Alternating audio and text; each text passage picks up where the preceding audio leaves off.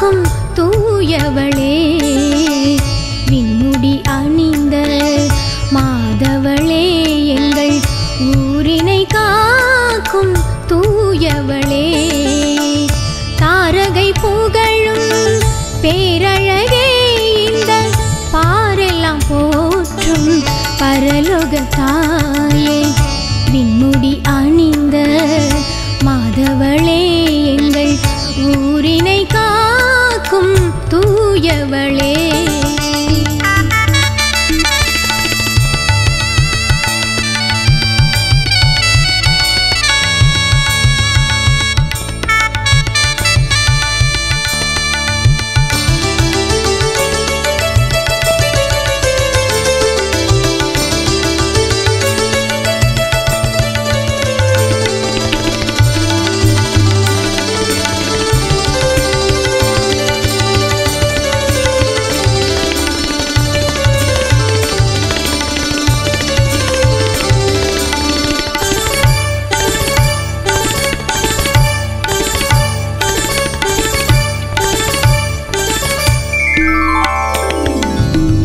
இறைவன் படைத்த அருள் எழில் மலரே கலங்கரை தீபம் விடிவெள்ளி நீயே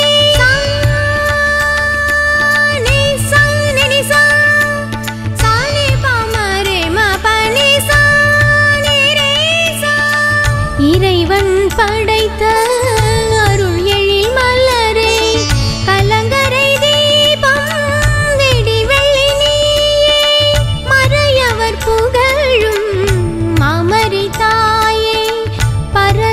போற்றும் பரலோக தாயே விண்முடி அணிந்த மாதவளே எங்கள் ஊரினை காக்கும் தூயவளே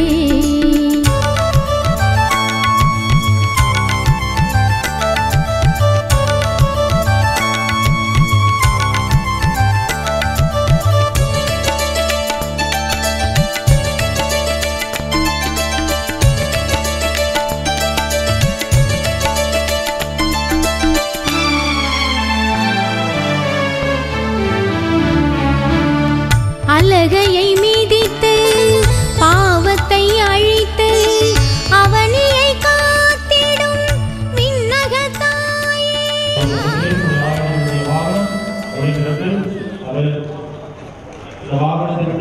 பொழுது கரங்களை தட்டி அவரை வரவேற்போம். நம்முடைய பங்கு தந்தை மாசில் பங்கு தந்தை அருள்பணி ஸ்டீபன் அவர்கள் அவருக்கு பொன்னாடை போது அவரை வரவேற்பார். அனைவரும் கரங்களை தட்டி நம்முடைய ஆய்வர்களை வரவேற்போம்.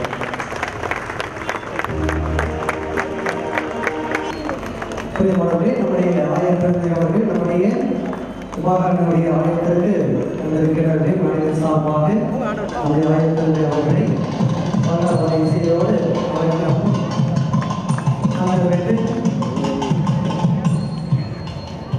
அப்போது நாம் அனைவரும் இப்போது நம்முடைய ஆய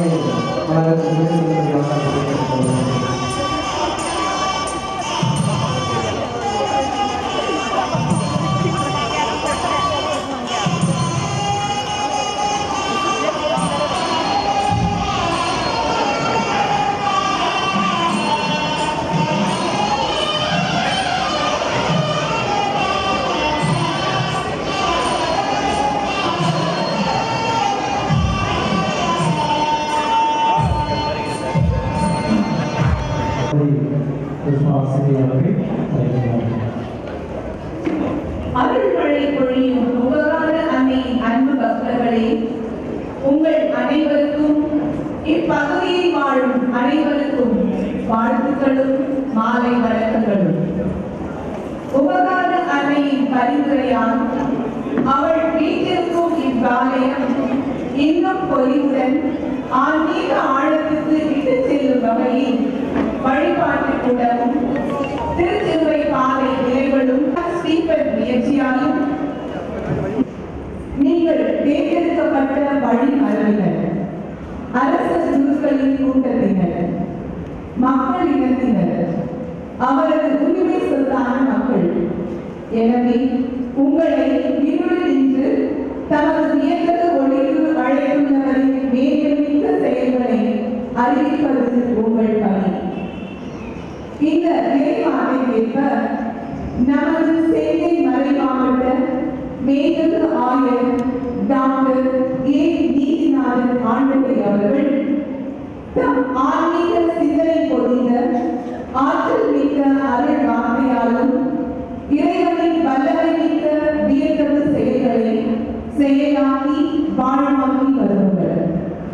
மேலும் நம்மையெல்லாம் அருட்பணியாளர்களை கொண்டு இறைவனுக்கு உகந்த மக்களாக வாழ தம் சீர்திரு சிந்தனையால் அவர்களை செலுத்தி பாங்குடன் வழிநடத்தி வரும் என் நல்ல ஆயர் அவர்களே, இத்திரு நிகழ்வுகளை திருக்கரத்தால் ஆசீர்வதிப்பது மட்டுமல்லாமல் தெய்வீக திருப்பலியை தாங்கள் தலைமையேற்று நிறைவேற்றி இறைவாசியை அபரிமிதமாக பெற்று தந்திட என் அனைவருக்காக பரிந்து ஜெபித்திட எங்கள் இதயத்தின் ஆழத்தில் இருந்து அன்பையும் எங்கள் இருகரத்தால் வண்ண மலர்கள் தூவியும் என் பங்கு தந்தையர், இருபால் துறவியர், பங்கு பேரவையினர், அனைத்து பொறுப்பாளர்கள், இறைமக்கள் அனைவரின் சார்பாக வருக வருக என அன்போடு அழைக்கிறோம்.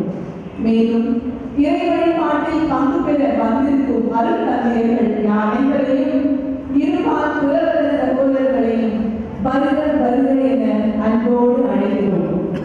நம் அனைவரையும் வரவேற்கும் விதமாக நம் குழந்தைகள் நடனமாடி வரவேற்க வருகின்றனர்.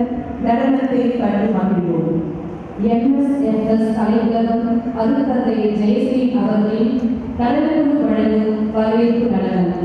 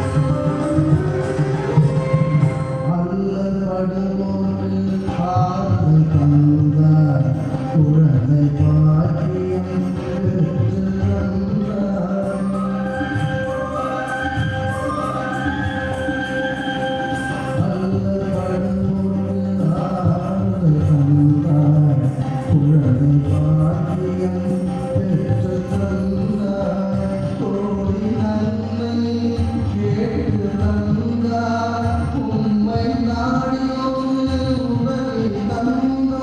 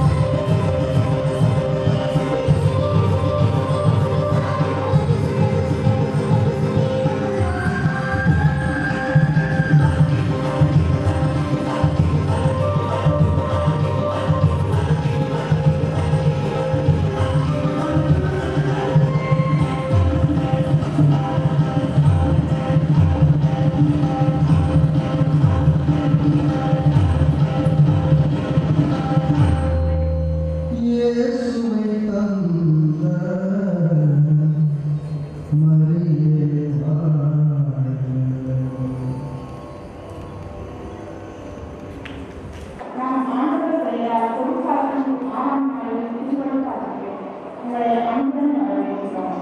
இன்றைய திருவள்ளுவர் கடவுளின் விருப்பத்திற்கு நம்மை அறிவிக்க அழைப்பு விடுகின்றது. ஒரு நாள் சொல்லு நோயாளர் ஒருவர் பேசிடம் வந்தார். நீ விரும்பினால் எனது நோயை நான் நீக்க முடியும் என்று முழங்கால் படித்து வெளியிட்டார். மார்க் 1ஆம் அதிகாரம் 47. இன்றைய நற்செய்தியில் இயேசு விரும்பினால் அவன் சொல்லினால் குணமாகும் என்று நம்பி அவனை பேர் பெற்றவனாகிறான். காரணம் இயேசுவின் மாற்றினை அவனது நோய் விலகியதற்கு சான்று. எனவே அன்பு சகோதரர்களை, நாம் ஒருவருக்காக எந்த பணியை செய்தாலும் முழுமனதோடு விரும்பி இயேசுவின் பெயரால் செய்யும்போது ஜெபம் பெற்றுக்கொள்பவனும் முழு நம்பிக்கையோடு பெற்றுக்கொள்ளும்போது அங்கே பல புதுமைகள் நடைபெறும். இந்த இறை செயல்தான் நமக்கு ஆற்றலை தருகின்றது. எனவே நாமும் விரும்புவோம். நீ விரும்பினால் எனது நோயை நீக்க உம்மால் முடியும் என்ற தாய்க்குள்ள வேண்டுதலை ஆண்டவர் முன் சமர்ப்பிக்க இன்று நாம் கற்றுக்கொள்வோம். அப்பொழுது இறைவன் நம் மீது கருணை கூர்ந்து நமக்கு நிறைவான நலன்களை கட்டளையிடுவார்.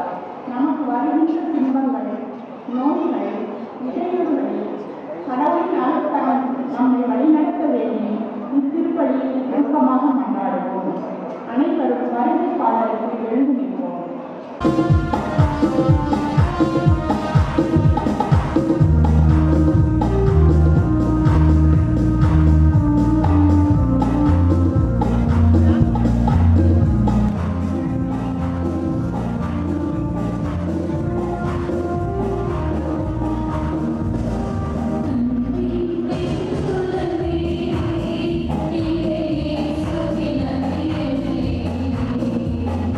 Yeah.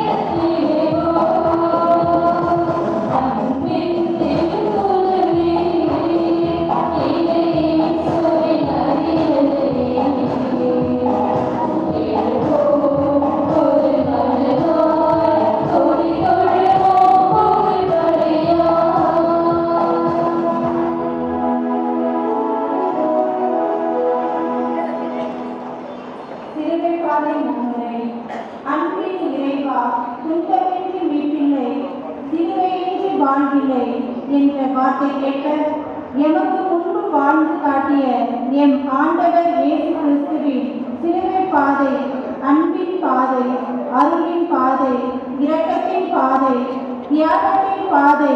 ஆண்டவர் இயேசு நம் நலனுடன் அருளுடன் உறவுடன் வாழ தம்மையே தியாகமாக்கிய அதே சிலுவை பாதையின் வழிகளில் நம்மையும் ஈடுபடுத்தி ஆண்டவர் இயேசு ஏற்றுக்கொண்ட துன்பங்களில் ஒரு சிறிதளவாக பங்கேற்கும் போதுதான், திரும்பி வாழ முயற்சிக்கும் போதுதான் இந்த வழிபாடு நமக்கு பொருள் உள்ளதாகவும் அர்த்தம் நிறைந்த வழிபாடாகவும் அமையும். இத்தகைய சிந்தனைகளுடன் இயேசு நடந்து வந்த பாதைகளை சிந்திக்க, நமது பாவங்கள் குற்றம் குறைகளை ஏற்றுக்கொண்டு மனம் வருந்தி இறைவனோடு பயணிக்க ஒரு புனித பாதை நமக்கான பயணத்திற்கு இது ஒரு முன் அடையாளமாக சிலுவை பாதையை மிக தத்துவமாக வடிவமைத்துள்ள நம் பங்கு தந்தை அருள்பணி சைலன் ஸ்டீபன் அவர்களுக்கும் உருவாக்க உதவிய அனைத்து நல்ல உள்ளங்களுக்கும் இதை அர்ச்சித்து புனிதப்படுத்தும் நம் சென்னை மறைமாவட்ட ஆயர் டாக்டர் ஏ நீதிநாதன் அவர்களுக்கும் நன்றி கூறி என்றென்றும் அருளால் வழி நடந்திட தூய உபகார அன்னையின் துணையோடு இத்திரு திருவங்களை மந்திரிக்க நமது ஆயர் அவர்களை அழைக்கிறோம். ஆண்டவருடைய பேரால் நமக்கு உதவி உண்டு. ஆண்டவர்களோடு இருப்பாராக. மன்றாடுவோமாக. என்றும் வாழும் எல்லாம் வல்ல இறைவா, உம் ஒரே பேரான திருமகனும் எங்கள் ஆண்டவருமாகிய இயேசு கிறிஸ்துவின் திருப்பாடுகளையும் மரணத்தையும் உயிர்ப்பையும் தியானிக்க நாங்கள் தேர்ந்தெடுத்து இங்கே நிறுவியுள்ள திருச்சிலுவை பாதை நிலைகளை ஆசீர்வதித்து புனிதப்படுத்த உம்மை இறைஞ்சுகிறோம்.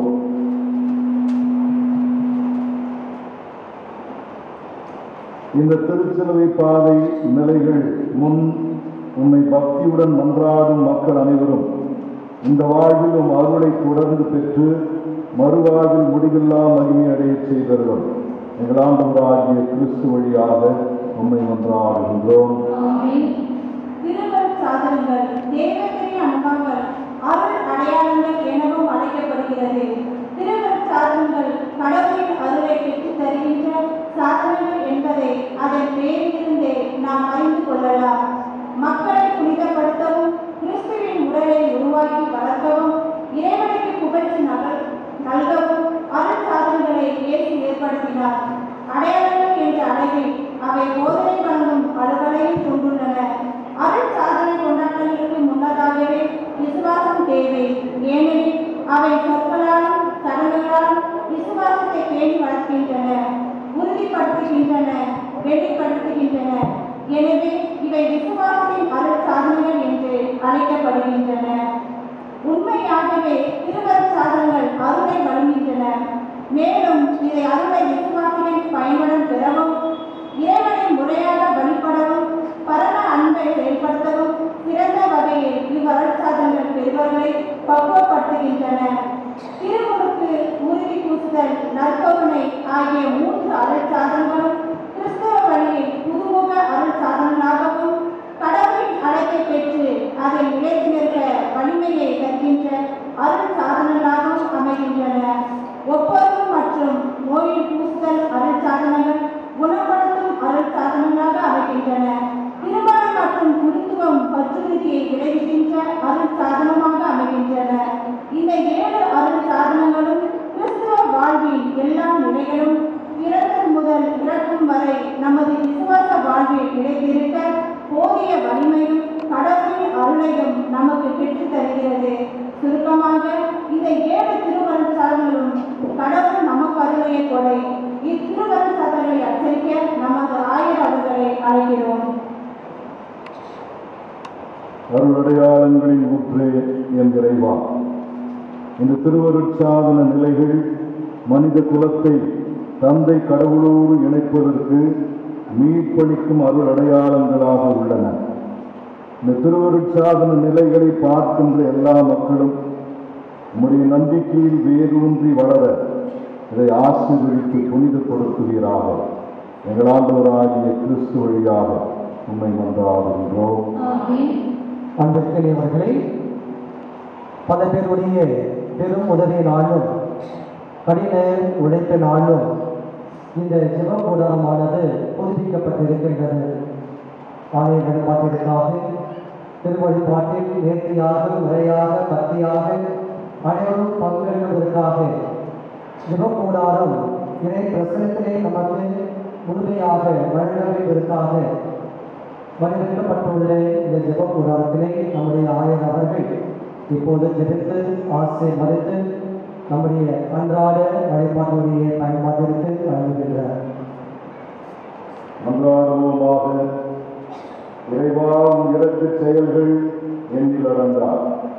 உமது அன்பின் கருவூலம் அளவற்றது.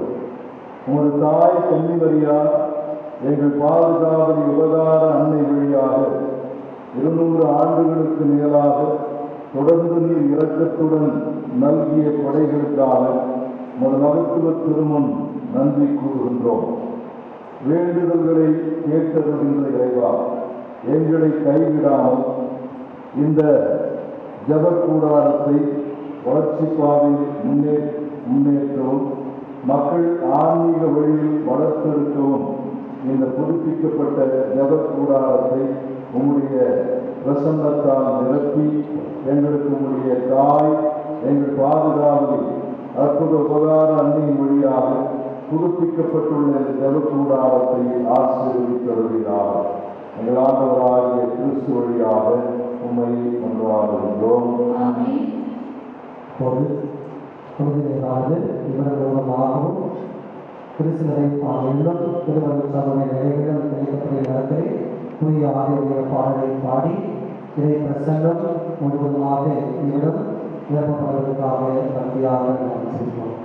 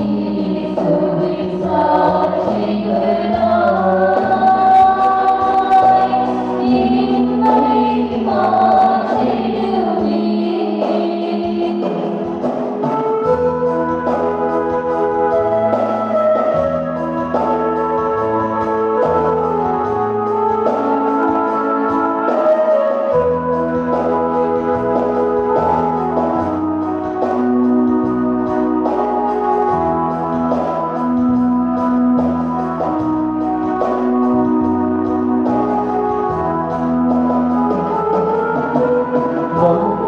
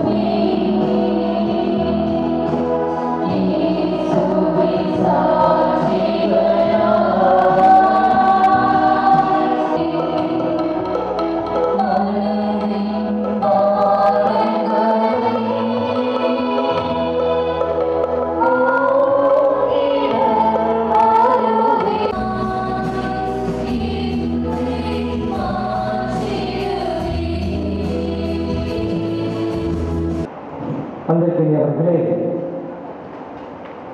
இந்த ஜெபக்கூடாரம் திருச்சிலை அதனுடைய நிலைகள், திருச்சாலத்தினுடைய நிலைகள் என பல்வேறு பணிகளுக்கும் அதில் மட்டுமல்ல, ஆலயத்தை சுற்றிலும் மலர்ந்துகளுக்கும் இருக்கக்கூடிய அனைத்து திருவுருவங்களுக்கும் மலர்ந்துகளுக்குமாக பலர் தாராள உள்ளத்தோடு தங்களுடைய மனமார்ந்த உபகாரங்களை எல்லாம் செய்தார்கள். அவர்கள் தங்களுடைய நிலைக்கேற்ப தாராளமாக முன் வந்து இந்த அனைவருடைய பிரசன்னம் தாங்கியிருக்கக்கூடிய இடம் இன்னும் அதிகமாக அனைத்து மக்களாலும் கவரப்படக்கூடிய, அனைத்து மக்களும் வந்து செல்லக்கூடிய அருமையான ஒரு சன்னிதானமாக அமைய வேண்டும் என்று சொல்லி பல பேர் தங்களுடைய முழுமையான உள்ளத்தோடு நேரங்களையும் பொருள்களையும் உழைப்பையும் நல்ல பண உதவியும் கொடுத்து உதவி செய்திருக்கின்றார்களே, அத்தனை உள்ளங்களுக்கும் குடும்பங்களுக்கும் என்னுடைய மனமார்ந்த நெஞ்சார்ந்த வாழ்த்துகளையும் நன்றியும் தெரிவித்துக் கொண்டு இந்த தெய்வீக திருப்பலிலே ஆயரோடு இணைந்து இங்கிருக்கின்ற அனைத்து குருக்களோடு சேர்ந்து இவை ஒவ்வொருவருக்காக இந்த திருப்பலியை அர்ப்பணித்து நாங்கள் ஜெபிக்கின்றோம். நீங்கள் நம்மோடு வாழ்ந்து இன்னும் அன்னை மரியாள் மேலும் உங்களையும் மற்றும் நம்முடைய பகுதி வாழ் அத்தனை மக்களின் நிறைவாக ஆசீர்வதிக்கிற தெய்வீக திருப்பலியை ஜெபிக்கின்றோம். குறிப்பாக ஒரு பாட்டி, அந்த பாட்டி சமீபத்திலே ஒரு 3 வாரங்களுக்கு முன்பாக மரித்தார்கள்.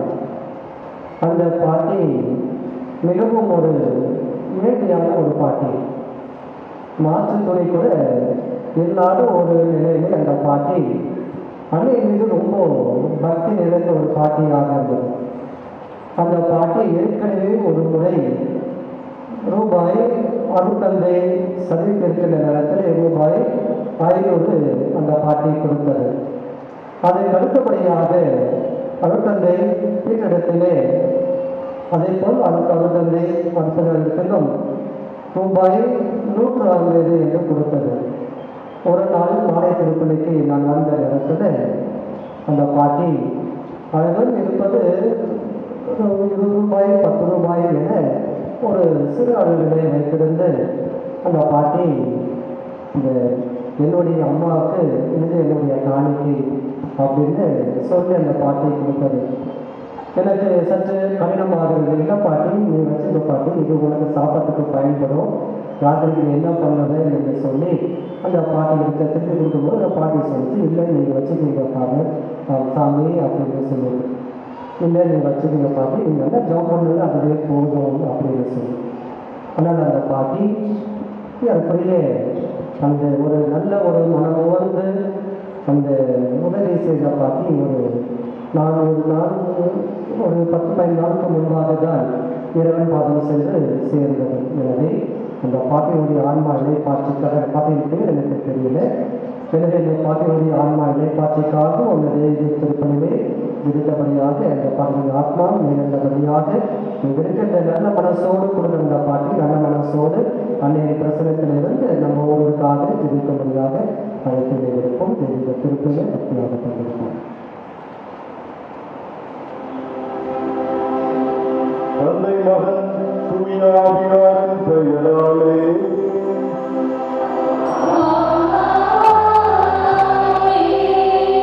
ஆண்டவராகிய இயேசு கிறிஸ்துவினாலும் கருணையிலும் தூய ஆவியாரின் நட்பும் உங்கள் அனைவரோடும் இருப்பதாக.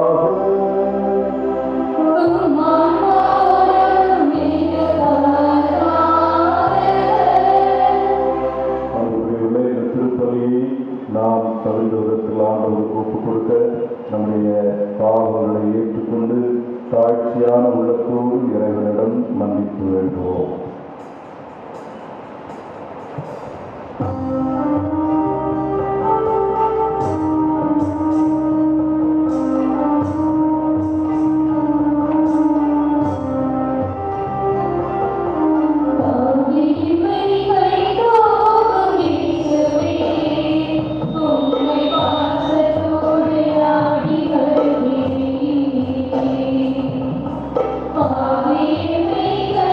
Oh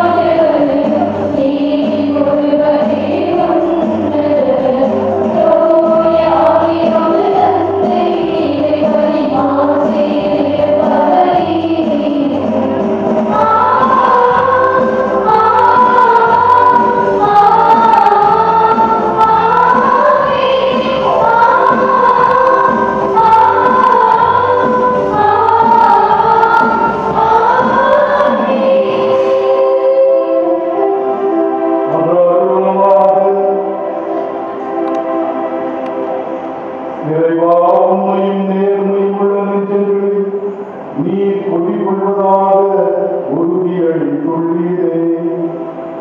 எங்கள் உள்ளங்களில் நீ தங்குவதற்கு ஏற்றவாறு நாங்கள் வாழ எங்களுக்கு அருள்வீராக. உம்மோடு தூய ஆவியாரை ஒன்றித்து இறைவனாய் என்றென்றும் வாழ்ந்து ஆட்சி செய்கின்ற இறைவனாகவும் உம் திருமகனாகிய இயேசு கிறிஸ்து வழியாக உம்மை மன்றாடுகின்றோம்.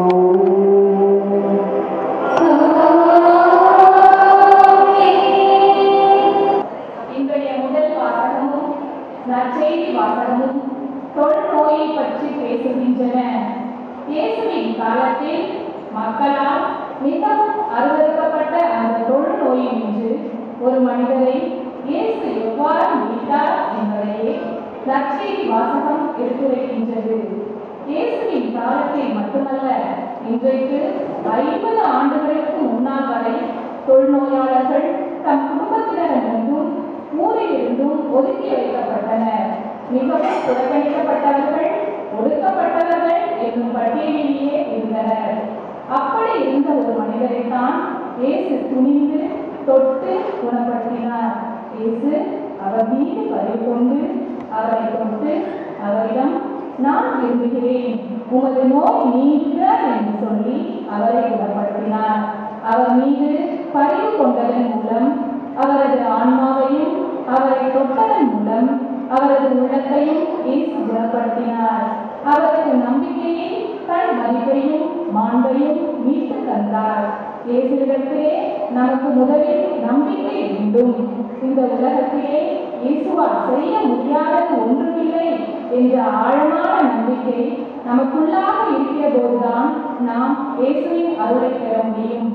இயேசுவின் வல்லமை மீது நம்பிக்கை வைப்போம். இப்போது இறைவார்த்தை பவனி தோன்ற உள்ளது. அனைவரும் எழுந்து நின்று பக்தியுடன் பங்கு கொள்வோம்.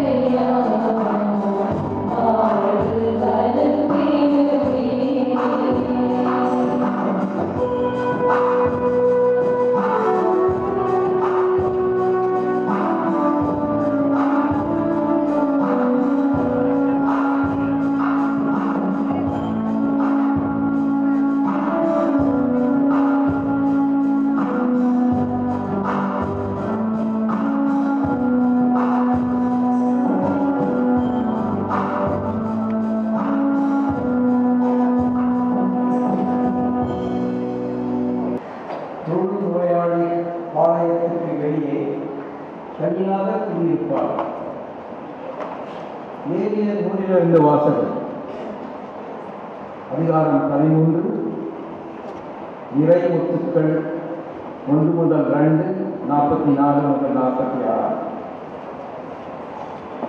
அந்நாட்களில் ஆண்டவர் மோசேயிடமும் ஆரோனிடமும் உரைத்தது, ஒருவர் உடலில் தோல் மீது தொழுநோய் போன்று ஏதேனும் தடிப்போ சொதிசிறங்கோ வெண்படலமோ தோன்ற அது தொழு நோய் என ஐயமுற்றால் அவர் குருவாகிய ஆரோனிடம் அல்லது குருக்களாகிய அவர் புதல்வரை ஒருவரிடம் கொண்டு வரப்பட வேண்டும்.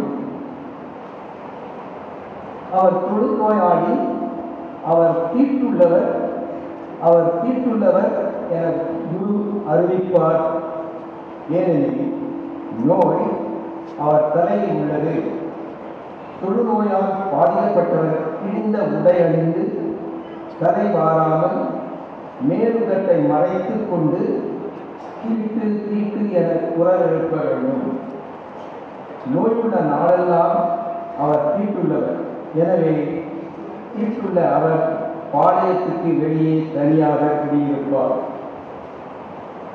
இது ஆண்டவர் வழங்கும் அருள்வாக்கு.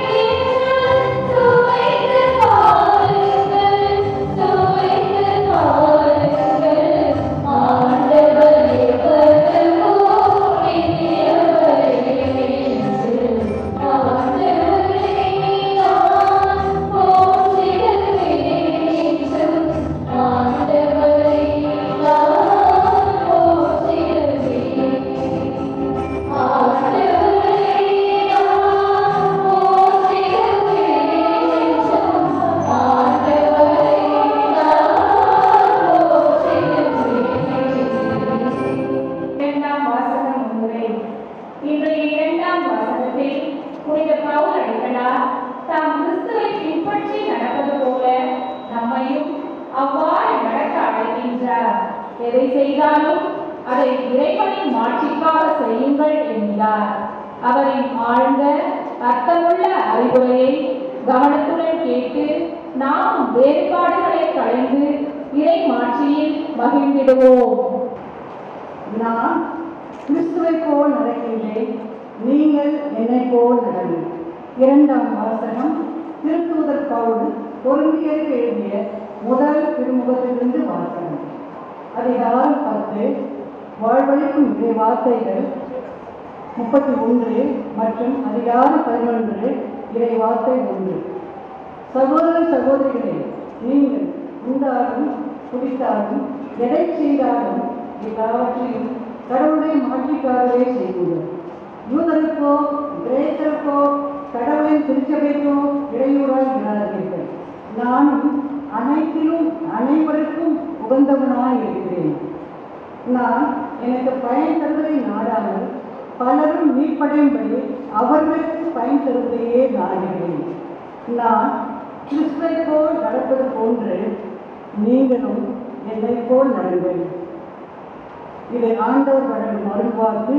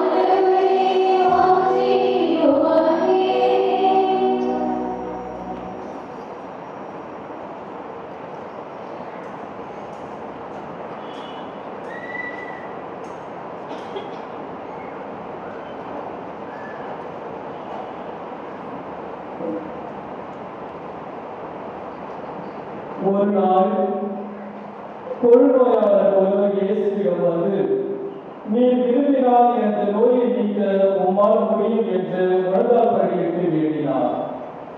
இயேசு அவர் மீது பரிவு கொண்டு தமது கையை நீட்டி அவரை தொட்டு அவரிடம், நான் விரும்புகிறேன், உமது நோய் நீங்குக என்றார். உடனே தொழுநோய் அவரை விட்டு நீங்க அவர் நலமடைந்தார். பிறகு அவரிடம், இதை யாருக்கும் சொல்ல வேண்டாம், கவனமாயிரும். ஆனால் நீ போய் உம்மை குருவிடம் காட்டி நோய் நீங்கியதற்காக மோசே கட்டளையிட்டுள்ள காணிக்கையை செலுத்தும். நீர் நலமடைந்துள்ளீர் என்பதற்கு அது சான்றாகும் என்று மிக கண்டிப்பாக கூறி உடனடியாக அவரை அனுப்பிவிட்டார். ஆனால் அவர் புறப்பட்டு சென்று இந்த செய்தியை எங்கும் அறிவித்து பரப்பி வந்தார். அதனால் இயேசு எந்த நகருக்குள்ளும் வெளிப்படையாய் செல்ல முடியவில்லை. வெளியே தனிமையான இடங்களில் தங்கி வந்தார். எனினும் மக்கள் எல்லா இடங்களிலிருந்தும் அவரிடம் வந்து கொண்டிருந்தார்கள்.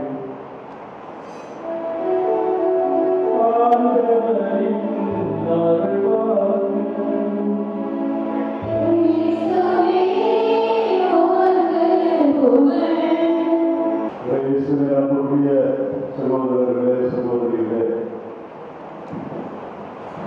நம்முடைய கிறிஸ்துவ வாழ்வை அர்த்தமுள்ள விதத்தில் நாம் வாழ்வதற்கு ஒரு பொன் விதியை திருத்தூதர் பவுல் இந்த 2வது வாசகத்தில் அவர்கள்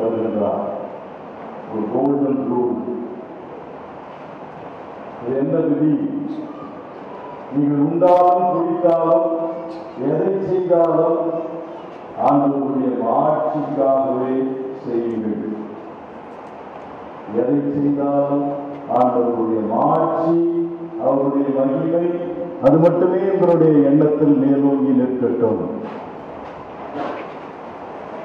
யாருக்கும் இடைஞ்சலாக இருக்காதீர்கள். கிரேக்கர்களுக்கோ யூதர்களுக்கோ அல்லது திரு அவையாருக்கோ நீங்கள் இடையூறாக இருக்காதீர்கள். அன்புக்குரியவர்களே, நம்முடைய வார்த்தையாலும் நம்முடைய செயல்களாலும் நாம் மற்றவர்களுக்கு இடையூறு விளைவிக்காமல், நம்முடைய வார்த்தைகளாலும் நம்முடைய வாழ்க்கையாலும் எப்போதும் கடவுளுக்கு மகிமை சேர்ப்பவர்களாக நாம் இருக்க வேண்டும் என்பது இன்றைக்கு திருத்தூதர் பவுல் நமக்கு தருகிற அருமையான ஒரு பொன்விதி. இங்கே ஏராளமான பணிகள் மேற்கொள்ளப்பட்டிருக்கின்றன. இந்த ஜபக்கூடாரம் புதுப்பிக்கப்பட்டு அழகுபடுத்தப்பட்டு பொலிவோடு திகழ்கின்றது.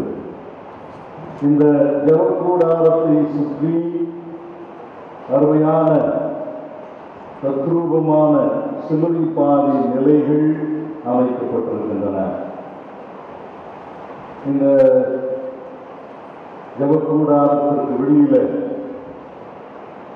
7 அருள் அடையாளங்களை நமக்கு அடையாளப்படுத்துகின்ற சுருவங்கள் அங்கே அமைக்கப்பட்டிருக்கின்றன.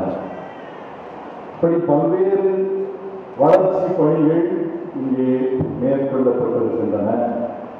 இவைகளெல்லாம் ஆண்டவருடைய ஆட்சிக்காக இங்கே செய்யப்பட்டிருக்கின்றன. ஆண்டவர் இயேசுவை தன்னுடைய உள்ளத்திலும் உதரத்திலும் தாங்கி எங்கு சென்றாலும் அவரை சுமந்து சென்ற அன்னை மரியாவுக்கு ஆண்டவருடைய பிரசன்னத்தை எங்கு சென்றாலும் வல்லமையோடு வெளிப்படுத்திய அன்னை மரியாவுக்கு புகழ் சேர்க்கின்ற விதத்தில் இங்கே இந்த பணிகள் எல்லாம் நிறைவேறி இருக்கின்றன. நாங்கள் ஆண்டவருக்கு நன்றி கூறுவோம், அன்னை மரியாவுக்கு நன்றி கூறுவோம். இந்த பணிகளை எல்லாம் அற்புதமான விதத்தில் ஒருங்கிணைத்து இதையெல்லாம் அழகாக செய்து முடித்திருக்கின்ற நம்முடைய அன்புக்குரிய அருட்பணியாளர் சைலட் ஸ்டீபன் அவர்களுக்கு நம்முடைய நெஞ்சார்ந்த வாழ்த்துக்களையும் பாராட்டுக்களையும் தெரிவித்துக் கொள்கிறோம். அன்புக்குரியவர்களே, நம்முடைய அருட்தந்தை சைலட் ஸ்டீபன் அவர்கள் முன்னுரையிலே குறிப்பிட்ட போது இந்த பணிகளை எல்லாம் நான் செய்திருக்க முடியாது, ஆனால் பல பேர் தாராள உள்ளத்தோடு உதவி செய்தார்கள். ஒரு ஏழை மூதாட்டி கூட இந்த பணிக்கு தன்னுடைய பங்களிப்பை செய்திருக்கிறார் என்று குறிப்பிட்டார்கள். ஆகவே நீங்கள் எல்லோரும் இன்னும் வெளியிலே இருக்கிற உபகாரிகள் பல பேர் இந்த திருப்பணிக்கு உதவி இருக்கிறார்கள். அவர்கள் எல்லோரையும் இந்த நேரத்தில் நான் நினைத்து பார்த்து, நன்றியோடு நினைத்து பார்த்து ஆண்டவரிடத்திலே அவர்களுக்காக கொண்டாடுவோம். அவர்கள் கிறிஸ்துவர்களாக இருந்தாலும் சரி, அல்லது வேற்று மதத்தினராக இருந்தாலும் சரி, வேறு சபைகளை சார்ந்தவர்களாக இருந்தாலும் சரி, அவர்கள் இங்கே இந்த அன்னையினுடைய ஜபக்கூடாரம், ஆண்டவருடைய ஆட்சி தொடங்குகின்ற இடம் அழகோடு விளங்க வேண்டும் என்று அவர்கள் தாராள உள்ளத்தோடு உதவி செய்திருக்கிறார்கள். அப்படி பேரையும் நான் நினைத்து பார்த்து அவர்களுக்காக நாம் கொண்டாடுவோம். அன்புக்குரியவர்களே, இந்த அருமையான நாளிலே, இந்த புனிதமான வேளையிலே ஒரே ஒரு கருத்தை மட்டும் இவரோடு நான் பகிர்ந்து கொள்ள விரும்புகிறேன். ஆண்டவர் இயேசுவினுடைய பணி வாழ்வில் பெரும்பகுதி நலமளிக்கும் பணியிலே பணிக்காக ஒதுக்கப்பட்டது. பெரும்பகுதி ஆண்டவர் இயேசுவின் பணிவாழ்வின் பெரும்பகுதி இந்த ஒரு பணிக்காகத்தான் செலவிடப்பட்டது. ஆனால் ஒன்றை நான் நினைவுபடுத்த விரும்புகிறேன். ஆண்டவர் மக்களை நலமாக்கினார், குணப்படுத்தினார். ஆனால் உடல் நோய்களிலிருந்து மட்டுமல்ல, ஆண்டவர் இயேசு மக்களுக்கு கொடுக்க விரும்பியது, கொடுத்தது ஒரு முழுமையான நலம். மக்கள் முழுமையான சுகத்தோடு வாழ வேண்டும் என்றுதான் ஆண்டவர் ஆசைப்பட்டார். அதுதான் அவருடைய நோக்கமாக இருந்தது. உடல் நோயினால் எத்தனையோ பேர் பாதிக்கப்பட்டவர்கள் அவரிடத்தில் வந்தார்கள். பல்வேறு நோய் நோக்காடுகளால் பாதிக்கப்பட்ட மக்கள் அவரையெல்லாம் கனிவோடு தொட்டு ஆண்டவர் குணப்படுத்தினார். மனநோய்களோடு அவரிடத்திலே பலர் வந்தார். மனத்திலே காயங்கள், மனபாரங்கள், தாங்க முடியாத சுமைகள், ஆறாத வடுக்கள், அப்படி ஆறாத வடுக்களோடு, காயங்களோடு, சுமைகளோடு ஆண்டவரிடத்திலே வந்தார். அந்த மனச்சுமைகளை எல்லாம் அவர்கள் ஆண்டவர் இயேசு போக்கி அவர்களை நலமோடு இல்லங்களுக்கு திருப்பி அனுப்பினார். பாவச் சுமைகளோடு ஏராளமான பேர் அவரிடத்திலே வந்தார்கள். அவர்கள் பாவங்களை எல்லாம் மன்னித்து புனித வாழ்வு வாழ்வதற்காக அவர்களை மீண்டும் அனுப்புகிறார் ஆண்டவர் இயேசு. அதை இப்படி பார்க்கிற பொழுது ஒரு பிசிக்கல் ஹீலிங், ஒரு சைக்கலாஜிக்கல் ஹீலிங், ஒரு ஸ்பிரிச்சுவல் ஹீலிங், இது மூன்றும் ஆண்டவர் மக்களுக்கு கொடுக்கின்றார். ஆனால் இதையும் தாண்டி இன்றைய நற்செய்தி இன்னொரு நலமாக்கும் பணியை சொல்லுகிறது. Physical healing, psychological healing, spiritual healing, இதை தாண்டி ஒரு சோசியல் ஹீலிங் இருக்கிறது. இந்த சமுதாயத்திலே ஒரு சிலர் ஒதுக்கப்படுகிறார்கள். இந்த சமுதாயத்தினுடைய விளிம்புகளுக்கு தள்ளப்படுகிறார்கள். அதுதான் நம்முடைய நற்செய்தி நமக்கு தெளிவாக எடுத்து சொன்னது. நற்செய்தியை விட என்னுடைய முதல் வாசகம் லேவியர் நூலிலிருந்து நான் வாசித்து கேட்டது, எப்படி ஒரு சிலர் ஒரு சில காரணங்களுக்காக சமுதாயத்தினுடைய ஓரங்களுக்கு தள்ளப்பட்டார்கள். பாளையத்திலிருந்து வெளியிலே அவர்கள் வாழ வேண்டிய சூழல் ஏற்பட்டது. அந்த காலத்தில் அறிவியல் அவ்வளவு முன்னேறி இருக்கவில்லை. ஆகவே தோலில் எந்த பிரச்சனை வந்தாலும், எப்படிப்பட்ட ஒரு தோல் வியாதி வந்தாலும் அது தொழுநோய் என்று அவர்கள் நினைத்தார்கள். அந்த தொழுநோய் பாவத்தின் சம்பளம் என்று அவர்கள் முடிவு கட்டினார். ஆகவே இப்படி ஒரு தொழுநோயாளன் அல்லது தோல் வியாதியால் பாதிக்கப்பட்ட ஒருவன் ஊருக்குள்ளே வாழ்வதற்கு தகுதியற்றவன், மனித மாண்போடு வாழ்வதற்கு அவன் தகுதியற்றவன். ஆகவே என்ன செய்ய வேண்டும்? ஊருக்கு வெளியே அனுப்பப்பட வேண்டும். ஊருக்கு வெளியே இருந்தாலும் மற்ற மனிதர்களை போல அவன் வாழ்ந்து முடியாது. ஒரு நல்ல ஆடை அவன் அறிந்து கொள்ள முடியாது. சட்டையை கிழித்துக் கொள்ள வேண்டும். படித்த கேட்டீங்களா? சட்டையை கிழித்துக் கொள்ள வேண்டும், தலையை கலைத்துக் கொள்ள வேண்டும். யாராவது தொலைவிலே வருவதை பார்த்தால் இங்கே தன்னுடைய முகத்தை மூடிக்கொண்டு தீட்டு தீட்டு பக்கத்திலே வராதீர்கள் சொல்ல வேண்டும். நம்புகிறீர்களே, இப்படி வாழ்ந்த ஒருவன் தொழுநோயாக அவனை தொட்டு குணப்படுத்துகிறார் ஆண்டவர் இயேசு. தொட்டு குணப்படுத்துவதோடு மட்டுமல்ல, அவர் என்ன சொல்லுகிறார்? நீ உடனடியாக சென்று குருக்களிடத்திலே உன்னை காண்பி, குருக்களிடத்திலே உன்னை காண்பித்து அவர்களுக்கு செலுத்த வேண்டிய காணிக்கையை கொடுத்துவிட்டு நீ நலம் பெற்று விட்டாய், நீ மீண்டும் சமுதாயத்திலே வாழ தகுதியுள்ளவன் என்று அவர்களிடத்தில் ஒரு சான்றிதழ் பெற்றுக்கொள் என்று நடத்துகிறார். ஆகவே நன்றிக்குரியவர்களே, ஒரு தொழுநோயாளர் அந்த காலத்தில் ஒரு தொழுநோயாளர் ஒரு நடைபெணமாகத்தான் வாழ்ந்திருந்தார். அப்படி தன்னுடைய வாழ்க்கையே சூன்யமாகிவிட்ட ஒரு சூழலில் அவனுக்கு புது வாழ்வு தருகிறார். அதைத்தான் இன்றைக்கு நான் உங்களோடு பகிர்ந்து கொள்ள விரும்புகிறேன். எனவே அன்புக்குரியவர்களே, இன்றைக்கு சமுதாயத்தில் எத்தனை பேர் ஒதுக்கப்படுகிறார்கள், ஓரம் கட்டப்படுகிறார்கள், ஊருக்கு வெளியிலே தள்ளப்படுகிறார்கள், பாளையத்துக்கு வெளியிலே. அதுதான் இன்றைக்கு முதல் வாசகத்தில் கொடுக்கப்படுகிற வார்த்தை. பாளையத்துக்கு வெளியிலே அவர்கள் ஏன் வாழ வைக்கப்படுகிறார்கள்?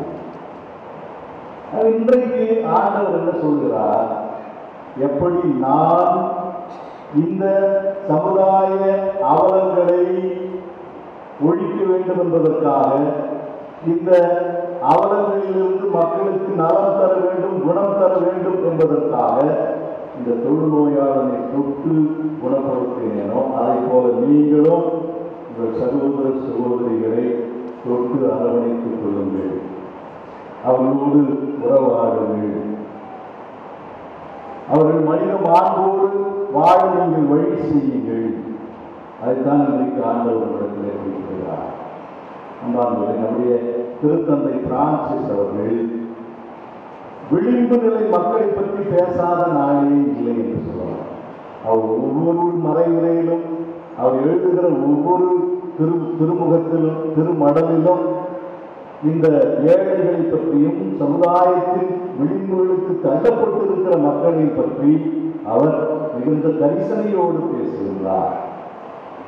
அவர் என்ன சொல்கிறார்? இன்றைக்கு இப்படி இந்த சமுதாயத்தில் ஓரம் கட்டப்பட்டு ஒதுக்கப்பட்டு காயப்பட்டு கிடக்கிற மக்கள், வஞ்சிக்கப்பட்டு கிடக்கிற மக்கள், துன்பப்பட்டு துயரத்திலே ஆழ்ந்திருக்கிற மக்கள், இவர்களை பார்த்து நீங்கள் சும்மா இருந்தீர்கள் என்றால் நீங்கள் கிறிஸ்துவர்களாக வாழ்ந்து பயனில்லை, நீங்கள் துறவிகளாக இருந்து பயனில்லை, நீங்கள் குருக்களாக இருந்து பயனில்லை, நீங்கள் ஆயர்களாக இருந்து அறவே பயனில்லை.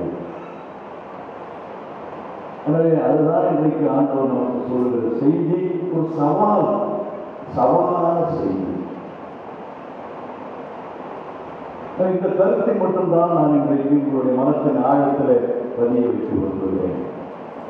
பல்வேறு காரணங்களுக்காக அதையெல்லாம் நான் இன்றைக்கு இப்பொழுது உங்களிடத்தில் விலைக்கு சொல்ல விரும்புவது உங்களுக்கு தெரியும். பல்வேறு காரணங்களுக்காக இன்றைக்கு பல்லாயிரக்கணக்கான மக்கள் ஒதுக்கப்பட்டு ஓரம் கட்டப்பட்டு சமுதாயத்தினுடைய விளிம்புகளிலே தள்ளப்பட்டிருக்கிறார்கள்.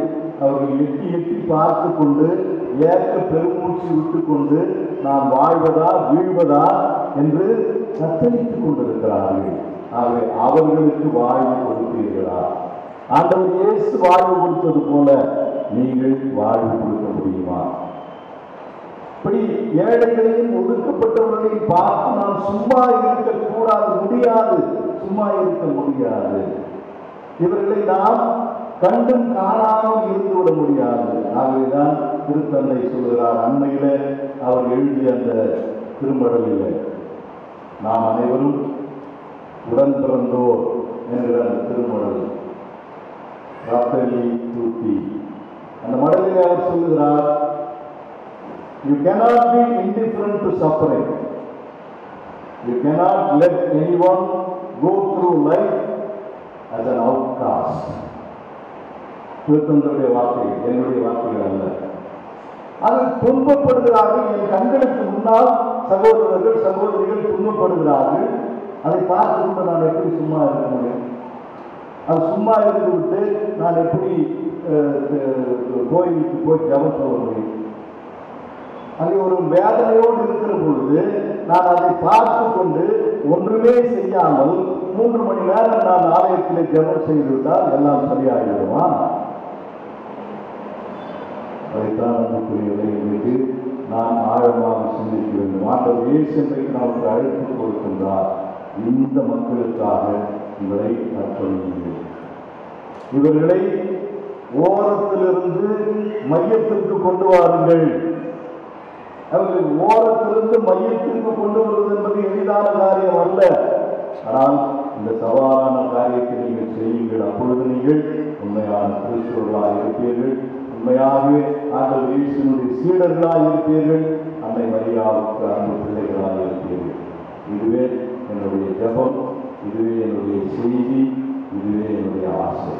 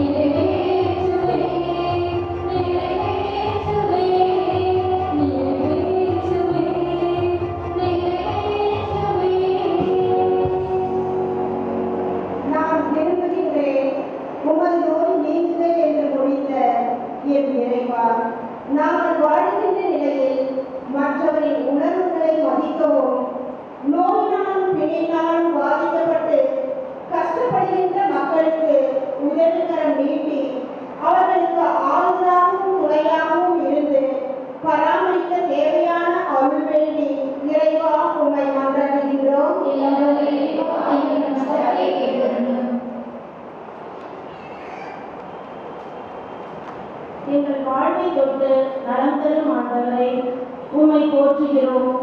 உமது மாதிரியை பின்பற்றி நாங்களும் ஒருவர் ஒருவரை அன்புடன் தொட்டு நலப்படுத்தவும், தீமை தரும் தொடுதல்களை தவிர்க்கவும், தொடுவதன் மூலம் தடைகளை உடைக்கவும் அருள் தர வேண்டும் என்று இறைவா உம்மை மன்றாடுகின்றோம்.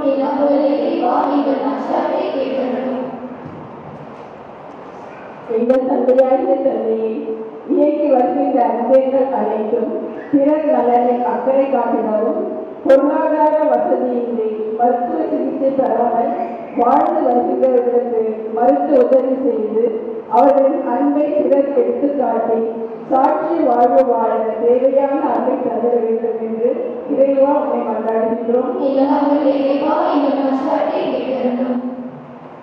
ஒளியும் மீட்புமான தந்தையே என் இறைவா, எமது இளைஞர்களுக்கு நீ ஒளியாகவும் வழியாகவும் இருந்து வழிகாட்டி உமது சாட்சிகளாய் வாழ அவர்களுக்கு அருள் தந்து ஆசீர்வதித்து வழிபடுத்தி அருள வேண்டும் என்று இறைவா உம்மை மன்றாடுகின்றோம்.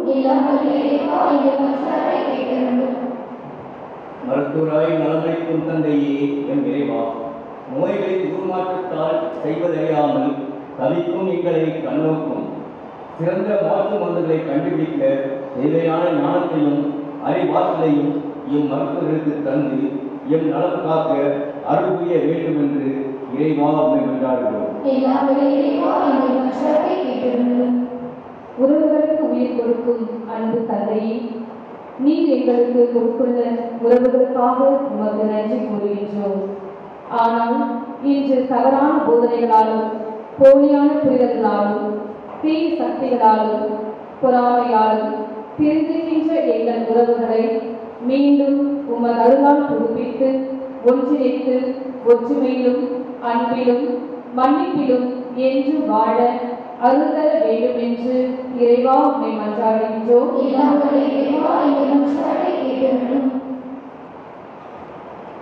அன்பான தந்தையே, நாங்கள் வெளிப்படுத்திய மன்றாட்டுக்களை இன்னும் இதயத்தின் ஆழத்திலே புதைந்து கிடக்கிற எண்ணங்களையும் இயக்கங்களையும் ஏற்றுக்கொண்டு எங்களை ஆசீர்வதித்து ஆண்டவர் இயேசுவினுடைய அன்பு பாதையிலே இரக்கத்தின் பாதையிலே எங்களை நடத்தியருள வேண்டும் என அவர்களையாகவே மன்றாடுகின்றோம். Oh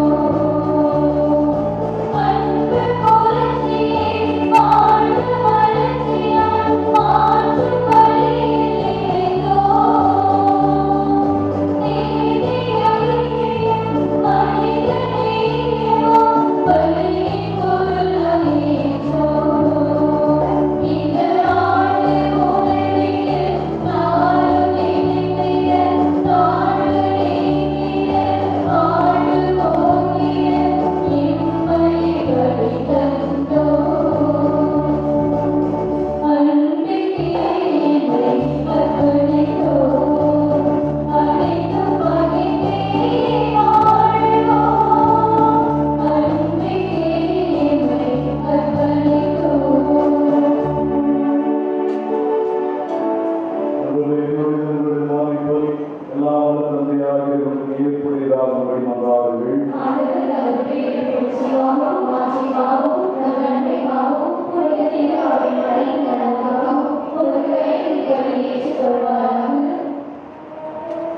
ஆண்டவரே, இந்த காணிக்கைகளை தூய்மைப்படுத்தி புதுப்பிக்க உம்மை வேண்டுகின்றோம். அதனால் உமது திருவுளத்தை நிறைவேற்றுபவர்களுக்கு அது நிலையான பலன்களை விளைவிப்பதாக எங்கள் ஆண்டவராகிய கிறிஸ்து வழியாக உம்மை மன்றாடுகின்றோம்.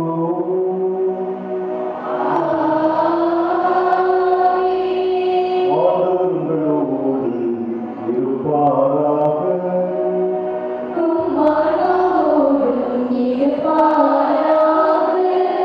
இதயங்களை எழுப்புங்கள்.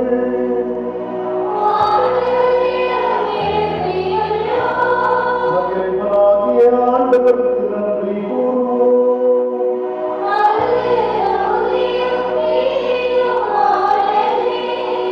ஆண்டவரே, தூயவரான தந்தையே, என்றும் உள்ள எல்லாம் வல்ல இறைவா, எங்கள் ஆண்டவராகிய கிறிஸ்து வழியாக என்னாலும் எவ்விடத்திலும் நாங்கள் உமக்கு நன்றி செலுத்துவது மெய்யாகவே தகுதியும் நீதியும் ஆகும்.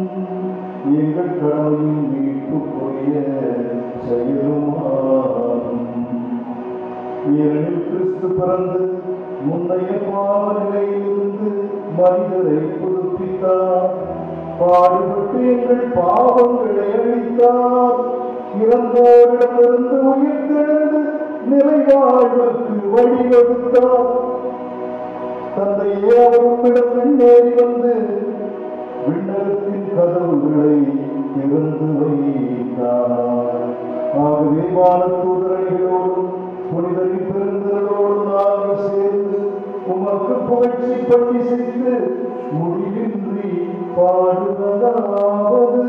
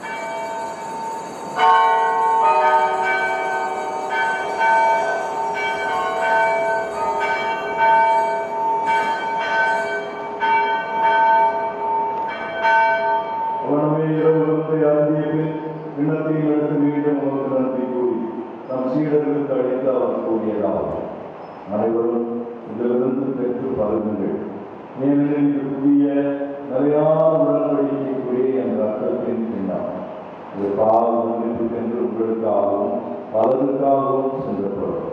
இதை என் நிறைவாக செய்கிறேன்.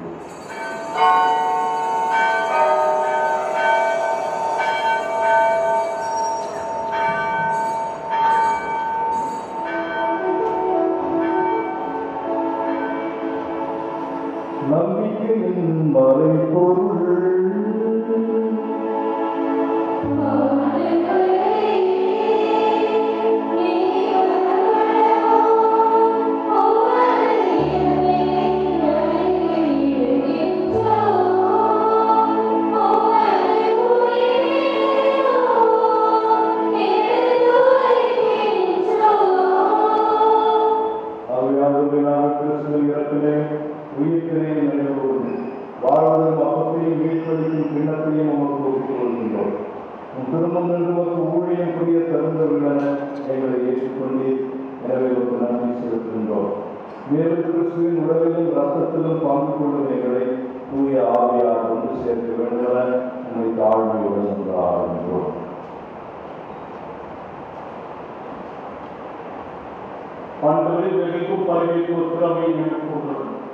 எங்கள் திருத்தந்தை பிரான்சிஸ் எங்கள் ஆலய மீதினால் எல்லா திருவிழைகளும் அவர்களும் உத்தரவை அன்பில் நிறைவேற்றிருக்கிறது.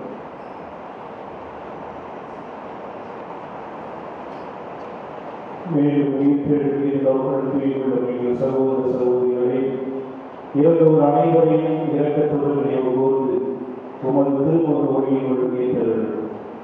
எங்கள் அனைவர் மீதும் இரக்கமாய் கடவுளின் கல்வி தாயார் மரியா, அவருடைய கணவரான புனித யோசேப்பு, புனித திருத்தூதர்கள், இவ்வுலகில் உமக்கு ஒவ்வொருவராயிருந்தோர் ஆகிய புனித அனைவருடன் நாம் நிலைவாழ் பங்குகள் தகுதியற்று திருமணம் இயேசு கிறிஸ்து வழியாக உம்மை புகழ்ந்து வரவல்ல உம்மை நன்றாடுகிறோம்.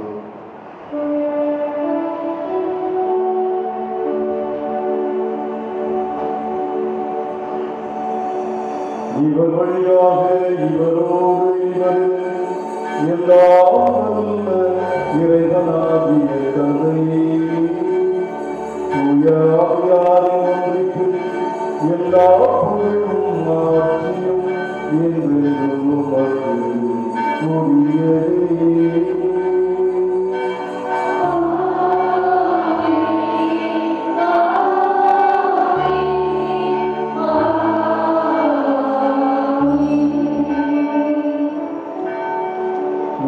கட்டளையால் கற்பிக்கப்பட்டு இறைப்படிப்பனையால் பயிற்சி பெற்று நாம் புரிந்து பாடுவோம்.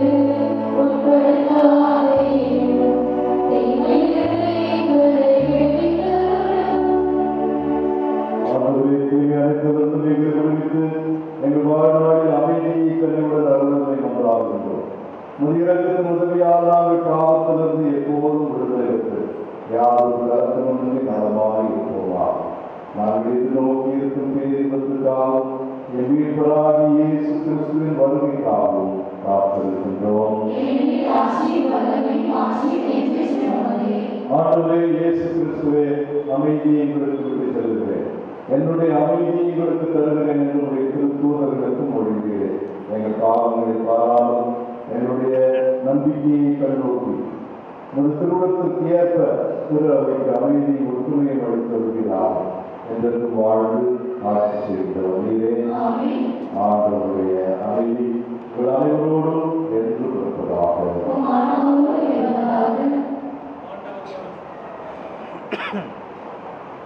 ஆண்டவர் அமைதியை ஒருவர் மற்றவரோடு பகிர்ந்து மகிழ்வோம்.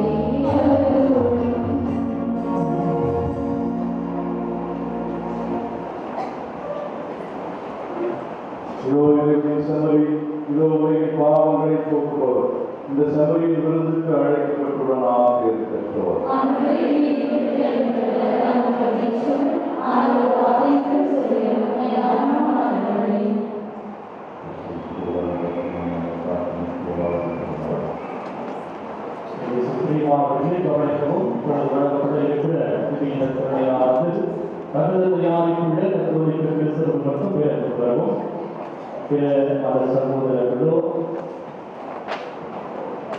இருப்பின் நீங்கள் இருக்கிற இடத்திலேயே அமர்ந்து ஜெபிக்கும்படி நான் உங்களுக்கு கேட்டுக்கொள்கிறேன்.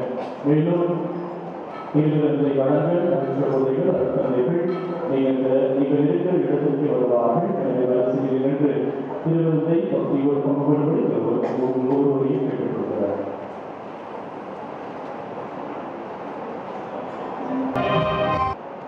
பெருவிழாவை ஒவ்வொரு மே மாதமும் 24ஆம் தேதி நாம் கொண்டாடுவது வழக்கமான ஒன்று. எனவே அவற்றை நம்முடைய உபகார அனைவருடைய நாளாகவே நம்முடைய வருகின்ற நாட்களிலே அவற்றை சிறப்பு நாட்களாக அனுசரித்து இருக்கின்றோம். எனவே வருகின்ற இந்த 23ஆம் தேதியிலிருந்து வருகின்ற எல்லா மாதமும் 23ஆம் தேதி இரவு நேரம் 9:30 மணி அளவிலே சிறுபேர் பவனி ஜெபமாலையுடன் தொடங்கி இரவு நேரம் முழுவதுமாக கண்விழிப்பு ஜெபமும் அதை நாளையிலே திருப்பணியில் நிறைவேற்றப்படும் என்பதை தெரிவிக்கப்படுகின்றேன். நாள் முழுவதுமாக அனைவருடைய சிறப்பு நாளாக இருக்கின்ற காரணத்தினால் சிறப்பு வழிபாடுகள் நடத்தப்படும். மாலை சரியாக 5:30 மணிக்கு ஜெபமாலை, அதனைத் தொடர்ந்து தெய்வீக திருப்பணி, திருப்பணியுடைய நிறைவில் திருத்தேர் பாவனை, திருத்தேர்களுடைய நிறைவில் கருத்துடைய ஆசிரியரோடு ஒவ்வொரு 24ஆம் தேதியுடைய வழிபாடுகள் நிறைவடையும். எனவே வருகின்ற இந்த நாட்களிலிருந்து தொடர்ந்து நாம் அனைவருடைய ஏராளமான மக்கள் அன்னையை தேடி இவ்வாரத்திற்கு வந்து சென்று கொள்வதாக இருப்பதை நாம் பார்க்கின்றோம். இன்னும் அதிகமாக அனைவருடைய புகழை பறைசாற்றுவதற்காக நம் எல்லோரும் ஒன்றாக சேர்ந்து அந்த சாட்சியத்தை கொடுப்போம் என்றால் நிச்சயமாக இன்னும் அதிகமான இடத்திலே அனைவருடைய ஆசிரியர் எல்லா மக்களும் இந்த அருமையான இடத்திற்கு வருவார் என்று தெரிவித்துக் கொண்டு முதலாக நாம் தொடங்குகின்றோம். வருகின்ற 23ஆம் தேதி இரவு ஜெபம் வழிநடத்துகின்றது அச்சரப்பாக்கம் ஆரோக்கிய மழைமலை மாதங்களுடைய இரவு வெளிப்பு ஜெபத்தை நடத்தி கொண்டிருக்கக்கூடிய அவர்களை பேச நசையில் அடைகிறார். அவர்கள் இரவு நேரத்திலும் 24ஆம் தேதி மாலை 5 மணிக்கு ஜெபமாலை, ஆராதனை, திருப்பலி, திருத்தேர் பவனி, ஆசீர்வாதம் என அனைத்து நிகழ்வுகளையும் முன்னேற்ற அளித்திருந்தவர் அருள் தந்தை இக்னேஷியஸ் அடைகிறார் அவர்கள். எனவே மிகவும் அதனுடைய சிறப்பு வாய்ந்த அருள் தந்தையர்கள் மகிழ்ச்சியோடு நம்முடைய திருப்பை நிறைவேற்றி அவனுடைய ஆசையை நமக்கு பெற்றுத் தருவார்கள். எனவே தயவு செய்து வருகின்ற இந்த நாட்களிலே உடனடியாக பங்கெடுத்துக் கொள்ளும்படியாக அவர்களையும் அன்போடு கேட்டுக் கொள்கின்றேன். அம்பேத்கரை நன்மை என்பதற்கு முன்பாக ஒரு சில வார்த்தைகள் மட்டுமே நான் அவரோடு பகிர்ந்து கொள்ள ஆசைப்படுகின்றேன். முதலாவதாக இந்த அனைவருடைய புகழை காலகாலமாக இப்பகுதி வாழ் மக்கள் அதே போல மற்றவர்களும் வந்து சேர்ந்து கொண்டாடுவது வழக்கமான ஒன்று. ஒவ்வொரு டிசம்பர் மாதமும் அனைவருடைய பெருவிழாவை திருமலையிலே நாம் கொண்டாடுவது வழக்கம்.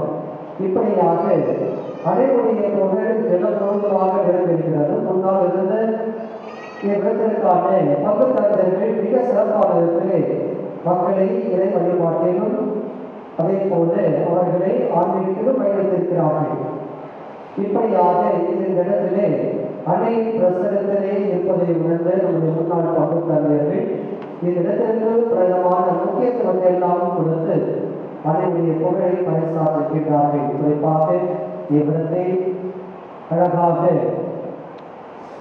வைத்திருப்பதும் அழகிய ஒரு மூலாதத்தை எழுப்பி வைத்தும் அதே போல மனைகுண்டுகளை கட்டி எழுப்பியும் பல்வேறு விதமான ஆன்மீக காரியங்களை ஏற்படுத்தியும் அவர்கள் நல்ல ஒரு அடையாளம் பெற்றிருக்கின்றார்கள். எனவே இதற்கு முன்பாக இந்த இடத்திலே பணிபுரிந்த அத்தனை பங்கு தந்தையர்களையும் நாம் நினைவு கூர்ந்து அவர் ஒவ்வொருவருக்காக நாம் நன்றியை நம்முடைய ஜனத்தின் மூலமாக நாம் தெரிவிப்போம் என்றால் அடித்தளம் இல்லை என்றால் மேலே கட்டிடம் இல்லை. நன்றாக ஒரு அடித்தளத்தை இந்த இடத்திலே கொடுத்திருக்கின்றார்கள். அவற்றுக்கு மேலாக சற்று நாம் அவற்றை சீர்படுத்தியிருக்கிறோம் அவ்வளவுதான். ஆனால் நன்றாக ஒரு அடித்தளத்தை காரணத்தினால் அவர்களை எப்போதுமே நம்முடைய நினைவிலே வைத்து அவர்களுக்காக ஜெபிப்பது நம்முடைய கடமையாகும். இரண்டாவதாக பிரியமானவர்களே, இந்த இடத்தை சாதாரண ஒரு இடத்திலேதான் இவற்றை செய்ய வேண்டும் என்று முன்னால் இருந்த என்னுடைய அன்பு தந்தைகள் நடுத்தந்தை சதீர் மற்றும் அலெக்சாண்டர், பிறகு இப்போது இருக்கின்ற அருட்தந்தை அற்புதராஜ், அருட்தந்தை பீட்டர், நாங்கள் சற்று சாதாரணமாக தான் இவற்றை முடிவெடுத்தோம். ஆனால் மக்களுடைய உங்களுடைய ஆர்வம் இது என்னாலோ அல்லது என்னுடன் இருந்தவர்களாலோ அல்ல, அன்னையுடைய மகிமை, அவருடைய பராமரிப்பு, அவருடைய பிரசன்னம், அவருடைய ஒன்றுதல் இருக்கக்கூடிய அநேகமான உபகாரிகள் பெரிய அளவிலும் உதவி செய்தார்கள். இருக்கின்றவர்கள் நன்றாக கொடுத்தார்கள், இல்லாதவர்கள் இருப்பதையே கொடுத்தார்கள். இதுதான் அன்னையுடைய வல்லமை. அப்படிதான் இந்த இடம் உருவானது. அதில் குறிப்பாக இந்த தொற்று நோய் காலத்திலே இவற்றை நிறைவேற்ற முடியுமா முடியாதா என்கின்ற ஒரு விதமான எதிர்பார்ப்பு இருந்தது, சந்தேகம் இருந்தது. இருப்பினும் எந்த ஆண்டு அவருடைய தவக்கால நிகழ்வுகள் அன்னையுடைய இடத்திலே நிறைவேற வேண்டும், அன்னையுடைய பிரசனத்திலே அவை அனைத்தும் நிகழப்பட வேண்டும் என்று எழுதி வைத்த ஒன்று. எனவே அன்னைவர்கள் அவற்றை உங்கள் மூலமாக நிறைவேற்றியிருக்கின்றார்கள். எனவே அத்தனை உபகாரிகள் பெருத்த அளவிலே பொருள் உதவி, பண உதவி, உடல் உழைப்பு இவை அனைத்தும் கொடுத்த ஒவ்வொருவருக்கும், அதே போல ஒவ்வொருவரும் தனிப்பட்ட விதத்தில் இவற்றுக்காக ஜெயித்தார்கள். எனவே அத்தனை நல்ல உள்ளம் கொண்டு ஜெயித்த அத்தனை உள்ளங்களுக்கும், அதே போல இதை உரிய நேரத்திலே செய்து கொடுப்பதற்காக அந்த உடல் இந்த கட்டிட பணியாளர்கள், இந்த அத்தனை பணியாளர்கள் எப்படி அமைந்தார்கள், எவ்வாறு அமைந்தார்கள் எனக்கு தெரியாது. ஆனால் அத்தனை பேரையும் உரிய நேரத்திலே முடிகிற அளவிற்கு இவற்றை செய்தார்கள். இது அன்னைகளுடைய புதுமை. உண்மையாகவே சொல்லுகின்றேன், இதிலே பல பேருடைய உழைப்பு இருக்கிறது. ஆனால் அவர்கள் எங்கிருந்து வந்தார்கள் தெரியாது. ஆனால் மனம் உணர்ந்து தங்களுடைய உழைப்பை கொடுத்தார்கள். அந்த உழைப்பிலும் தங்களுடைய காணிக்கையை அன்னைக்கு கொடுத்தார்கள். ₹1, ₹10 ஆகுதுன்னு சொன்னால் அதில் உழைப்பின் மூலமாக அந்த ஒருத்தனாக அதில் ₹2 ஒரு எடுத்துக்கிட்டு நீங்கள் ₹8 கொடுத்தா போதும் என்று சொல்லுகின்ற அளவுக்கு அதோடு மட்டுமல்ல, நேரம் கடந்து வேலை செய்தார்கள். 5 மணிக்கு முடியும் அப்படின்னு சொன்னால் மணி 7, 8 மணிக்கெல்லாம் அந்த வேலைகளெல்லாம் செய்து கொடுத்தார்கள். அப்படி ஒவ்வொன்றாக உரிய நேரத்தில் இந்த பணிகளுக்கான ஆட்களை அனுப்பி வைத்து இந்த நேரத்திலே முடித்து வைத்தார்கள். பிரியமானவர்களே, ஒரு அதிசயம். இவற்றை கட்டாயம் சொல்லிதான் ஆக வேண்டும். இங்க இருக்கக்கூடிய இந்த திருச்சிலை பார்க்கக்கூடிய திருவுருவங்கள் இவற்றை செய்வதற்காக எனக்குரிய அக்டோபர் மாதமுடைய இறுதியிலே அவர்களுக்கு முன்பணம் கொடுத்து அனுப்பி வைத்தோம். செய்து கொண்டிருக்கின்றார்கள் என்றுதான் நாங்கள் அனைவருக்கும் நினைத்துக் கொண்டிருந்தோம். பொங்கல் முடிந்த பிறகு உடனே தம்பிகள் என்ன பண்ணாங்க, ஒரு முறை போய் பார்த்துட்டு வந்து எப்படி இருக்கு அப்படின்னு சொல்லி நானும் அருட்தந்தை ஜாம்புராஜ் அடைகளாலும் மழை கொண்டுகின்ற மழையிலே நாங்கள் சென்றோம். சென்ற இடத்திலே நான் சொல்வது ஜனவரி மாதம் 22ஆம் தேதி நல்ல மழை, பாண்டிச்சேரிக்கு அப்புறம் நல்ல மழை பெய்து. அங்கே போய் இறங்கி பார்க்குறோம், ஒரு சுருபம் கூட செய்யப்படவில்லை. ஜனவரி மாதம் 22ஆம் தேதி ஒரு சுருபம் கூட செய்யப்படவே இல்லை. எனக்கு நெஞ்சு வழியே மதுரம் போடுறது ஜாபுரைக்கு என்ன செய்வது தெரியவே இல்லை. அவரும் வாயிலிட்டு தான் இருக்கின்றார். இது முடியுமா முடியாத என்று ஏற்கனவே 1000 இந்த தேதிக்கான நேரத்தையும் குறிப்பிட்டாச்சு. அதே போல மக்கள் மத்தியிலும் சொல்லியாச்சு. வருகின்ற முதல் வெள்ளிக்கிழமை சிவபாதை நடக்கும் என்று மக்களுடைய எதிர்பார்ப்புக்கும் அவற்றை அறிவித்தாச்சு.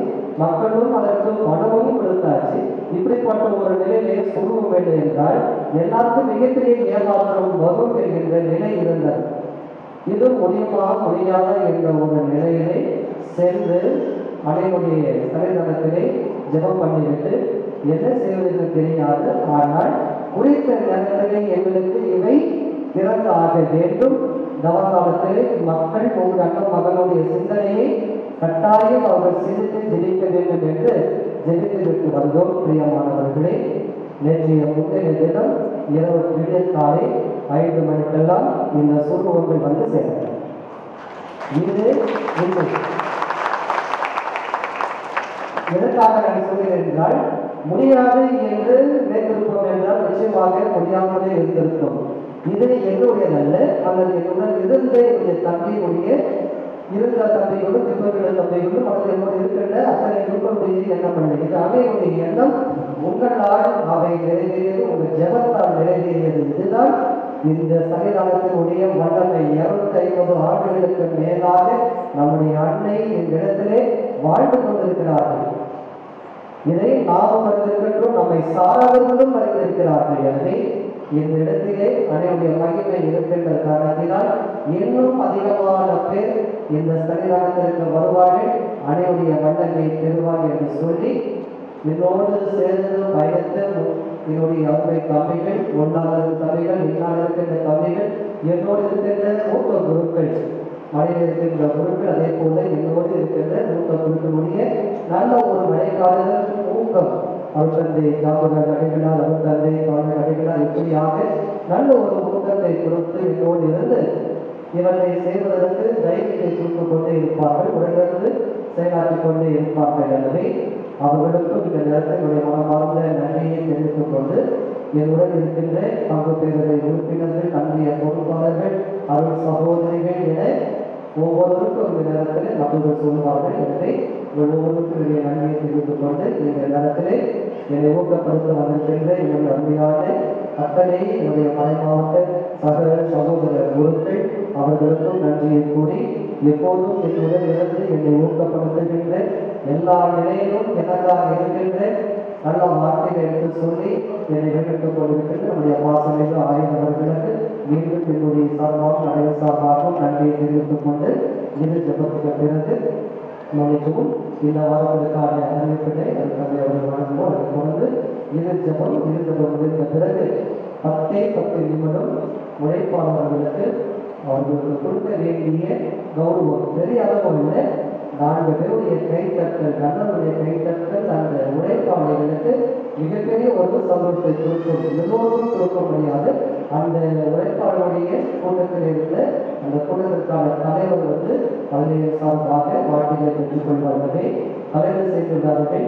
இவற்றுக்காக உழைத்த உழைப்பாளர்கள் இரவு பகலிலும் பாராமல் உழைத்த அந்த உழைப்பாளருடைய உள்ளம் பெற வேண்டும் என்றால் உங்களுடைய கைத்தட்டல் இருக்கும் என்றால் பெற்ற பணத்தை விட நீங்கள் கொடுத்த அந்த ஊக்கம் அவர்களுக்கு மகிழ்ச்சியை கொடுக்கக்கூடாது என்று சொல்லி அறிவிப்பு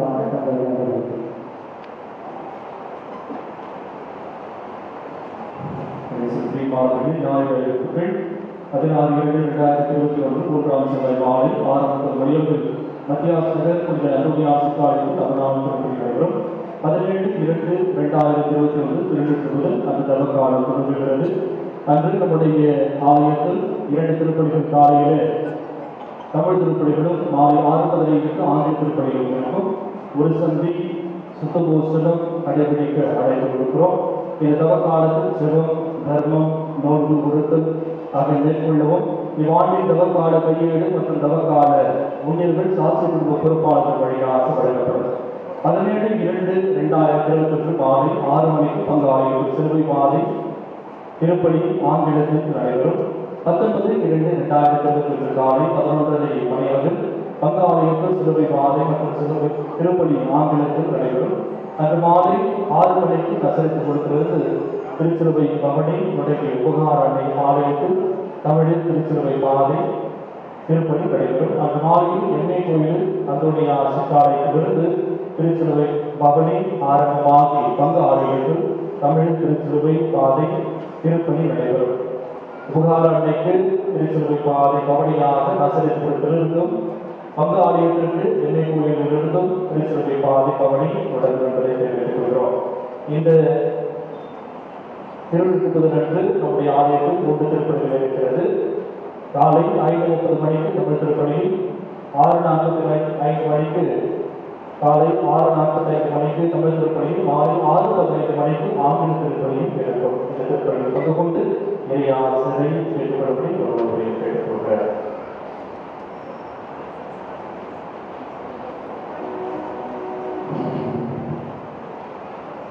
அன்பு இறை மக்களே, இப்போது உங்கள் முன்பாக நன்றி ஜெபம் கூற வந்திருக்கின்றேன். அதற்கு முன்பாக ஒரு சிறு நிகழ்ச்சியை உங்கள் பகிர்ந்து கொள்ள விருப்பப்படுகிறேன். நமது பாசமிகு பங்கு தந்தை அவர்கள் அர்ப்பணி ஷைலா ஸ்ரீபன் அவர்கள் நம்ம ஆலயத்திற்கு பணிபுரிய வந்திருந்தார். ஒரு சில வாரங்கள் ஆயிருக்கும் அவரை சந்திக்க நான் சென்றிருந்தேன். அப்போது பேச்சுவார்த்தை ஆத்தா ஆத்தா என்றுதான் என்னை அன்போடு அழைப்பார். ஆத்தா உபகார அன்னை ஆலயத்தில் அன்னை வாழ்கிறார்கள். நான் முதலில் அங்கு அடியெடுத்து வைத்த போது அவருடைய பிரசனத்தை நான் உணர்ந்தேன் என்று கூறினார். இப்போது தந்தையர்கள் கூறினார்கள், உங்கள் அனைவராலும் தான் இப்படிப்பட்ட காரியத்தை நான் செய்ய முடிகிறது என்று. அது அவருடைய பெருந்தன்மையை காட்டுகின்றது. உண்மையில் அன்னை அவர்கள் ஒரு உள்ளத்தில் புகுந்து இப்படிப்பட்ட சிறுபாதை செடிகளை மிக சிறப்பான முறையில் அமைக்க அவருக்கு அருள் தந்திருக்கின்றார். ஆகவே அவர் நீண்ட ஆயுளோடு உடல் உள்ள ஆன்ம நலத்தோடு சென்ற விடமெல்லாம் இறைப்பணி சிறப்பாக ஆற்றிட இறைவனிடம் நான் வேண்டுகிறேன். நன்றிக்கு உரித்தான என் நல்ல ஆயனையே இறைவா, என் தூய பத்திரிசியார் ஆலயத்தின் துணை பங்கான தூய விவகார அன்னை ஆலயத்தை இதுவரை பல அருட்பணியாளர்கள் வழியாக புதுப்பித்து வந்தமைக்காகவும் இன்னும் இவ்வாலயம் புது பொலியுடன் திகழ என் பங்கு தந்தை அர்ப்பணி ஷைலா ஸ்ரீபன் அவர்களின் முயற்சியாலும் மற்றும் பங்கு மக்களின் ஒத்துழைப்பாலும் திருச்சிறுவைப்பாறை தேவையும் இறைமக்கள் அமரும் வழிபாட்டு கூடத்தையும் பொலியுடன் அமைத்து இன்னும் ஆன்மீக வழிபாட்டு கொண்டாட்டத்தில் திரு நிகழ்வு நமக்கெல்லாம் ஆசிராய் அமைந்திட நம் சென்னை மறை மாவட்ட நல்லாயனம் மேலது ஆய டாக்டர் நீதிநாதன் அவர்கள் வருகை தந்து அவரின் திருக்கரத்தால் ஆசீர்வதித்து திருப்பலியால் நம்மை இறைப்பால் ஈர்த்து வாழ்வுக்கு வழிகாட்டும் மறைவுரையால் நம் உள்ளம் நெகிழ வைத்தமைக்கிறது. என் இதயத்தின் ஆழத்திலிருந்து நன்றி நல்கின்றோம். அவர் உடலுள்ள ஆன்ம நலம் பெற்று என்றும் இறைப்பணி ஆற்றிட ஜெபிக்கிறோம்.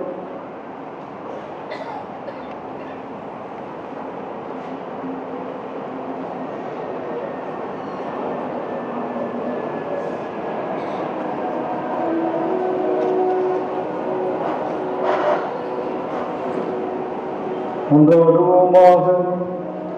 ஆண்டவரே, இனிய விண்ணகமிருந்தால் ஊட்டம் பெற்ற நாங்கள் உண்மை வேண்டுகின்றோம். அதனால் உண்மை வாழ்வை அளிக்கும் உணவின் மீது நாங்கள் என்றும் ஆவல் கொள்ள செய்வீராக. எங்கள் ஆண்டவராகிய கிறிஸ்து வழியாக உண்மை மன்றாடுகின்றோம்.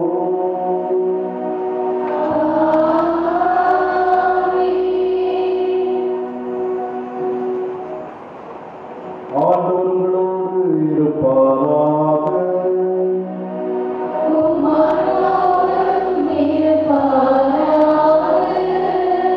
எல்லாம் இறைவன் தந்தை மகன் தூய ஆவியாரின் ஆசி உங்கள் மீது இறங்கி உங்களோடு என்றும் தங்குவதாக.